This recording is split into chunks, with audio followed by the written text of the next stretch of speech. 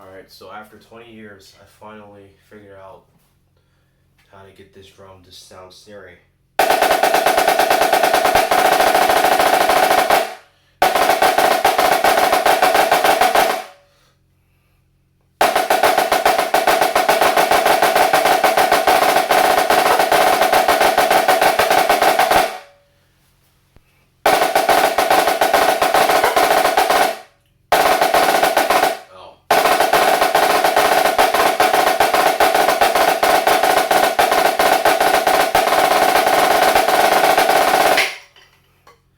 That was supposed to be like a tap flam drag, but I need to work on those. So that's why I did the tap roll.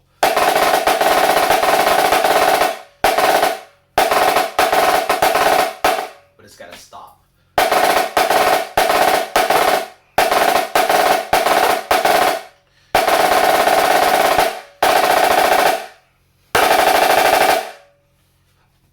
Sound wise, it's got that low end pretty good.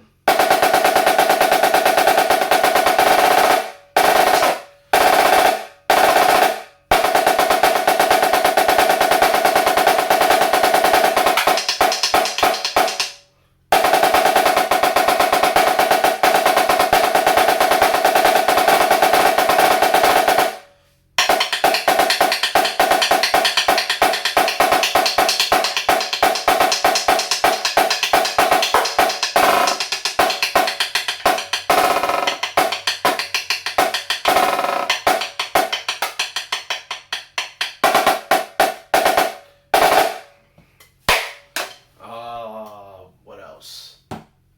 You can hear it ring clearly. But that's because it's got super thick down tubes. On the DFX, it's going to be a little bit harder to hear the ring. On your Ludwig high tension Vector, which is like, it looks like a DFX, but it's not. Same thing. You're not going to have that super pingy ringing sound. And people are like, oh, why your drums ring? That's how they're supposed to sound. But you know, if you're at a high school, some high schools don't crank their bottom heads that high. I mean, it's gonna ring. It's gonna probably sound like shit.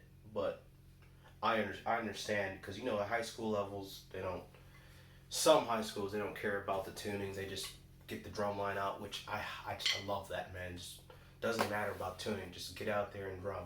That's all that matters, man.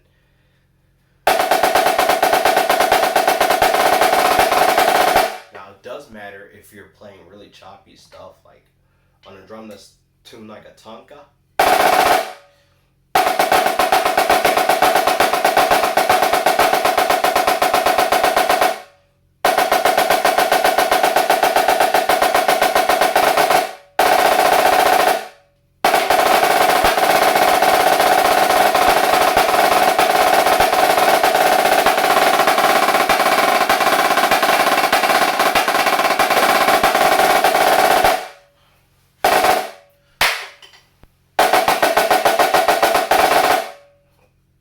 That's all that we covered.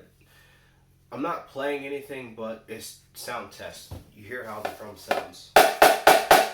Speaking of snares, man. Oh. Got some snares right here. And a piano thing. I'm gonna bring this inside, actually.